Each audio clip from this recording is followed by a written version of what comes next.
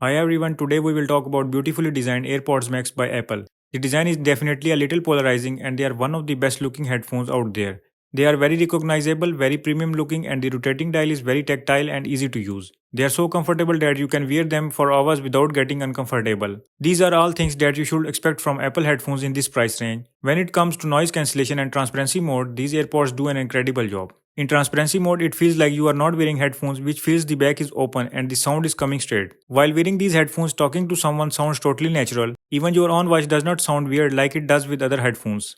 The AirPods Max deliver a balanced sound profile which might be less appealing to those people which use more bass heavy headphones. But if you turn on the bass booster preset through Apple Music, you will get more energetic sound. However, there is one thing that is frustrating in these headphones is that we don't have a way to power off manually. Apple's solution to save battery when the headphones are not in use or have been stationary for 5 minutes, these AirPods automatically turns into low power state. Even in the smart case, AirPods Max stay in low power mode for 18 hours, which means the battery is still draining inside the case.